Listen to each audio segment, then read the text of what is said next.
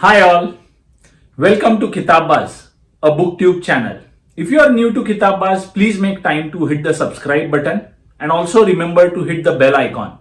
This will allow us to notify you whenever Kitabaz releases a book review. While I mostly read management and self-help books, at times I have also read fiction books mainly from the suspense and the thriller category. The reason for that is mainly there are plots and subplots, and eventually at the climax, you will see good win over the bad, and that's kind of a relieving end that I look forward to. Now, the reason to give you this background is recently I read a book by the name If You Tell by Greg Olson, and the story in this book resonates with any fiction story, and the plot and the subplots and various components of it resonate well with any suspense movie or a suspense book, thriller book that one would read. The only difference being, If You Tell is a story that is based on real events and is a story of murder, family secrets, and a strong bond of sisterhood. Now, Greg has done phenomenally well to communicate this story and the plot in a very methodical manner, such that it keeps us as readers engaged with the book and forces us to keep turning pages after pages, chapters after chapters, and that's something worthy of a 5-star rating. And definitely, I find this book very compelling. While reading this book, several times I wondered if this is a real story or is it a work of fiction. So I must say, indeed, hats off to Greg for writing this impeccable story in a very intriguing manner. So let me start by sharing you some insights about this book. This is a story of Shelley Notek, a psycho woman based out of Raymond in the state of Washington, based out of northwest of US. The story starts with her childhood when the death of her biological mother brings Shelley to her father and stepmother, who by the way are very kind and loving people. Shelley starts throwing up her psycho acts right from her childhood, and her parents soon realize, and back in the day in 1960s it was, they realize that no one can help a troubled person if the person does not realize that they need help, and this was the case with Shelley. Shelley had earned the name of Psycho Shelley in the local community, and with the help of her third husband Dave, she commits 3 murders between the period starting 1994 and 2003. Right after the first murder, Shelley's elder daughter and her nephew, who used to stay with them, consider reporting this murder crime to the cops, only to see that the nephew suddenly goes missing, and the family is informed that he's gone to pursue his dreams in distant lands of Alaska. Later, it comes to light that her nephew was their victim number 2.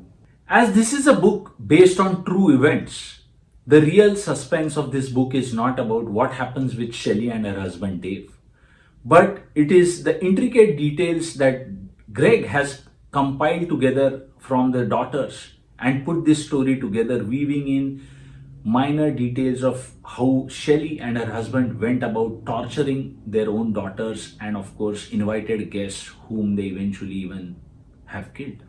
2 things hit me very hard when I read this book. First, most crimes were committed in modern day America and went unnoticed for as good as 9 years. And despite the fact that Shelley's mother and several people in the local community knew that something is not right with Shelley Notek and were always suspecting some foul play, but no one had probed enough to realize that things could have been so bad. And the second thing was that Shelley actually did not kill her victims per se. She inflicted unbearable pain, both physical and mental, on her victims, and this eventually led to their death. So it's like a mental torture that she inflicted on them, which I find really hard to comprehend how they could not muster the courage to escape the situation and get themselves some help. Another thing that really strikes me out loud in this book is that of the 3 daughters that Shelley had. All 3 of them led a very dual life all through their childhood. What I mean by that is they went through enormous physical and mental abuse and torture at home. And then they all went to school. and chose not to report any of that to anyone for a prolonged period of 18 years or so. And this to me, it's hard for me to put myself in their shoe, but as a third person reading the book, it seems to me that they had surrendered their fate to what Shelley had in terms of plans for them. And somewhere Greg has also mentioned that when Shelley's elder daughter, along with her grandmother, reported the crime to the local authorities, they were indifferent to it and chose to do nothing about it. Had they acted in a timely manner, they could have easily saved a life, which is that of a third victim that Shelley and her husband had killed by then. So it's a sad state of affair that a crime as heinous as murder and getting reported by people who were the so-called witnesses was still chosen by the authorities to be ignored or parked on the back burner. In summary, this is a book that provides nail-biting perspective to real-life events that the Notek family, especially the daughters, have gone through, and it's really heart-wrenching. We should consider, all of us who are watching this video, we should consider our problems really minor in front of what the Notek daughters have gone through in their childhood, and start appreciating and loving our lives in a big way.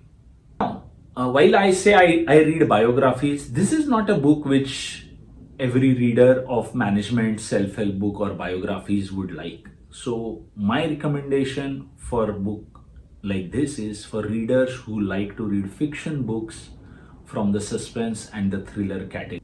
Certainly, this is a book that is heavy on heart, and it's not like you watch a horror movie or read a horror book or a suspense book and you just forget it, because the underlying message or the story, being a real life story itself, keeps you thinking about it for some time after you have read the book.